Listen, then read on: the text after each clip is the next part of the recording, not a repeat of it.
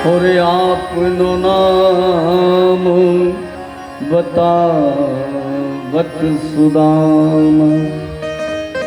हे प्रभु, जिसके शीश पर कोई पगड़ी नहीं है, तन पर कोई कपड़ा झगा नहीं है, पता नहीं किस गांव से आया हुआ है, धोती फटी हुई है और जगह जगह से दुपट्टी सिली हुई है, पैरों में कोई चप्पल जूते भी नहीं है, द्वार पर खड़ा हुआ एक ब्राह्मण पतला दुबला है और चकित होकर के, आश्चर्यचकित होकर के आपके महलों को देख रहा है और आपका नाम पूछता है और कहता है मेरा नाम सुदामा है। जैसे ही भगवान ने सुना कि मेरा सुदामा आ गया, भगवान दौड़ने लगे हैं। कहीं पीतांबर भगवान का गिरा, कहीं न पैरों में खड़ाऊ पहनी है और दौड़ते हुए केस बिखर गए। भगवान एक डोडी पार किए, दूसरी डोडी पार किए और पार करके भगवान और दौड़ करके पहुंच गए हैं प्रथम डोडी पर और सुदामा को जाकर के प्रभु ने गले से लगा लिया है और गले से लगा करके और हाथ पकड़ करके और भगवान अंतःपुर अंदर सुदामा जी को ले आए हैं और अंदर ला करके और अपने सिंहासन पर बिठाया है। सिंहासन पर बिठा करके और रुक्मणी आदि रानियों को आदेश दिया है, जाओ ब्राह्मण देवता आए हैं, इनके चरण धुलने हैं, बर्तन लाओ, जल लेकर के आओ। बर्तन ला करके दे दिया, जल लाना भूल गई, दोबारा जल लेने गई हैं। भगवान अपने हाथों में और सुदामा जी के चरण पकड़े हुए हैं और चरण पकड़ करके चरणों को देख रहे हैं भगवान। अब चरणों में विवाहियां बटी हुई हैं, कांटे लगे हुए हैं, कंकड़ चुभे हुए हैं, फपोले पड़े हैं, छाले, खून निकल रहा है और ऐसे बिहाल विवाहिन सो और भय कंटक जाल गड़े मग जो है, हाय महादुख पायो सखा तुम आए इतना किते दिन होए। हे सुदामा, तुम्हारा ऐसा हाल हो गया, तुम इतने दिन तक कहां थे, आज तक तुम क्यों नहीं आए। अब भगवान ने इतनी जब महादशा देखी है, देख करके और भगवान की आंखों से आंसू बहने लगे हैं और देख सुदामा की दीन दशा और करुणा करके करुणा निधि रोए और पानी परात को हाथ छुओ नहीं, नैनन के जल सु पग धोए। भगवान ने ऐसी दशा देख करके और भगवान रोने लगे हैं और रोते हुए भगवान की आंखों से गंगा यमुना दोनों बह पड़ी है और पानी जो परात में भरा हुआ रखा था उसे भगवान ने हाथ भी नहीं लगाया और चरणों को नैनों के जल से भगवान ने धुलाया। सुदामा जी के चरण धुल करके और भगवान ने अंदर और विश्राम कक्ष में ले गए हैं। सुदामा जी को स्नान कराया, 56 प्रकार के भोग बनवाए हैं, व्यंजन बनवाए हैं और सुदामा जी को भोजन कराने के लिए बिठाया। सुदामा जी कहने लगे, लाला इतना सारो भोजन का मैं अकेला पालूंगा।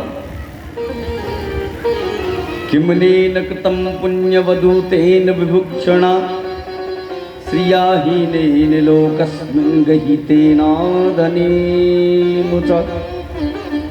लाला कन्हैया, इतनों सारों में भोजन अकेलो नहीं पाऊंगा, तू भी मेरे साथ बैठ और मेरे साथ भोजन कर। सुदामा जी महाराज और कन्हैया दोनों एक साथ बैठ करके भोजन पा रहे हैं। भोजन पाने के बाद में और कक्ष में जाकर के भगवान ने सुदामा जी को लिटा दिया है और लिटा करके और भगवान स्वयं चरण दबा रहे हैं सुदामा जी के।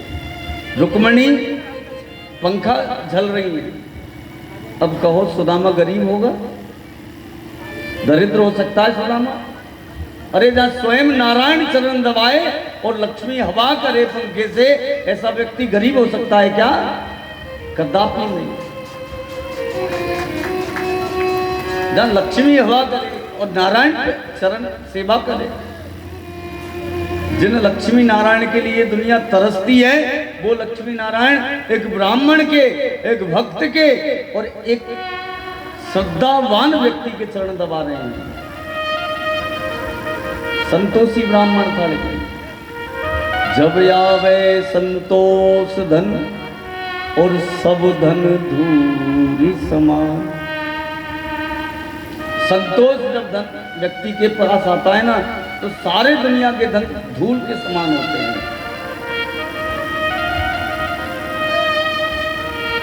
सुदामा जी की चरण सेवा करते हुए और भगवान अपने बचपन की बातें करते हैं, गुरुकुल की।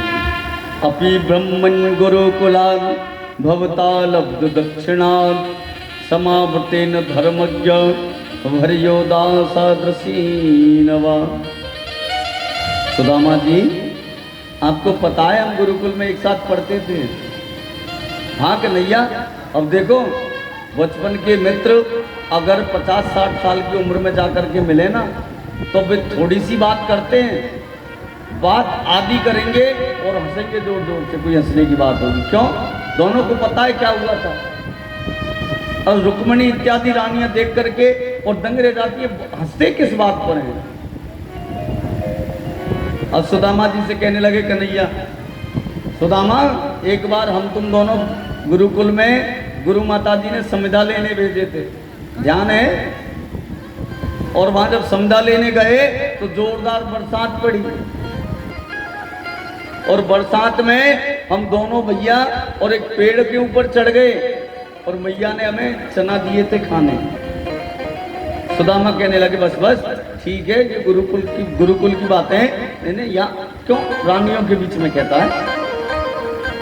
देखो चोरी वाली बात थी उसमें, चना खाए थे ना चोरी से। अच्छा एक बात बताओ, भगवान का इतना बड़ा भक्त और भगवान से उसने चोरी की, क्यों? ऐसा क्या कारण था जो सुदामा जी ने वो चने चुरा करके खा लिए भगवान से? अगर एक रोटी होती थी गुरुकुल में तो आधी आधी खाते थे दोनों में। अरे सुदामा जी अगर कोई पाठ भूल जाते थे, उनको जब मार पड़ती थी तो कृष्ण अपने जानते हुए पाठ भूल जाते थे, खुद भी पिटते थे। इतनी घनिष्ठ मित्रता थी, फिर भी सुदामा जी ने चना चोरी की। क्यों भाई, क्या कारण रहा है ऐसा? देखो इसके पीछे एक बहुत बड़ा कारण है। ये जो चना थे ना, ये श्रापित थे, इनको श्राप लगा हुआ था। किसका? गुरु माता का। अच्छा गुरु माता का श्राप लगा तो गुरु माता ने ये खाने क्यों दिए?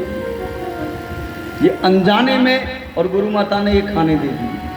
एक बार क्या हुआ, जब गुरुकुल में पढ़ते थे कन्हैया और सुदामा, तो माता जी रोज चने बाहर सुखा दिया करती थी कि आज जो विद्यार्थी संविदा लेने जाएगा उसे चने खाने के लिए दूंगी। अपनी लकड़ियां ले आएगा और भूख लगेगी तो चने खा लेगा। अब ये चने जब सुखाए तो उस समय में सुखा करके, और माता जी, गुरु माता जी तो चली गई अंदर, एक चोर आ गया। अब चोर जब आया तो वो यहाँ वहाँ ढूंढने लगा, उसे कुछ नहीं मिला, तो उसने वो चने उठाए, पोटली बनाई और जाने लगा, तो भाग से सुदामा जी आ रहे थे, तो वहाँ छिप गया। अब छिपते हुए चोर को सुदामा जी ने देख लिया। इधर माता जी लौट कर के आई तो उन्होंने चने नहीं पाए वहां। सुदामा जी ने नहीं कहा कि चोर ले गया चुरा कर। दयावान ब्राह्मण थे ना, कैसे कह देते? तो माता जी ने कहा यहाँ चने थे, कहाँ गए? देखने लगी यहाँ वहां, कहीं चने जब नहीं मिले तो मैया ने उन चनों को श्राप दिया कि इन चनों को जो भी खाएगा वो दरिद्री हो जाएगा। और छुपा हुआ चोर था ना, उसने भी सुन ली वो बात, सुदामा जी ने भी सुन ली। अब चोर, माता जी तो चली गई, सुदामा जी साइड हो गए,